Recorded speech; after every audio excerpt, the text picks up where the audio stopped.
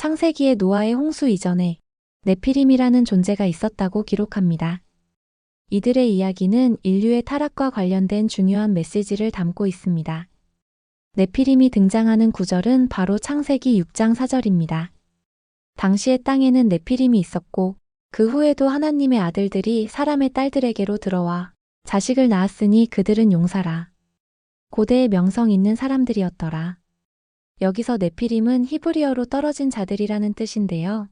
이 한 구절 때문에 수많은 질문이 시작됩니다. 과연 하나님의 아들들은 누구이며 네피림은 어떻게 태어난 존재일까요? 네피림의 기원에 대해서는 크게 두 가지 해석이 존재합니다. 첫째, 가장 보편적인 해석은 하나님의 아들들을 타락한 천사들로 보는 견해입니다. 이들은 하늘의 영역을 벗어나 인간의 딸들과 관계를 맺어 비정상적인 존재인 네피림을 낳았다는 것입니다. 이 해석에 따르면 네피림은 초자연적인 존재, 즉 반인반신의 거인이었다는 결론에 이릅니다. 이는 당시 땅에 만연했던 죄악과 폭력을 극대화하는 원인이 되었고 결국 하나님의 홍수 심판을 불러온 중요한 배경 중 하나로 여겨집니다.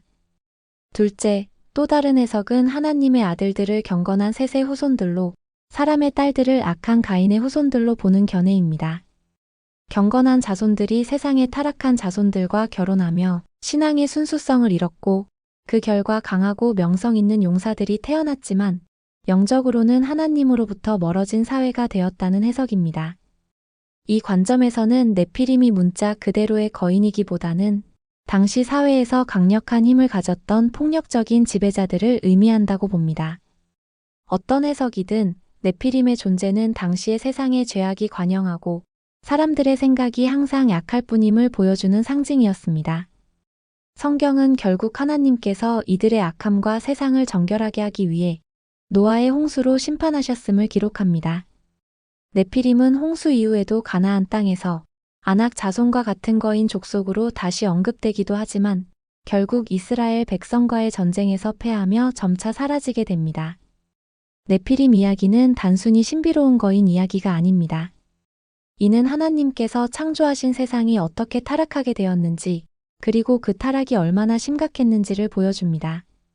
동시에 죄가 가져오는 결과와 하나님의 거룩한 심판에 대한 메시지를 강력하게 전달하죠.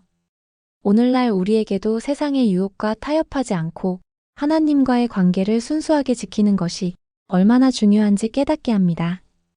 다음 시간에도 성경 속 흥미로운 이야기로 찾아오겠습니다.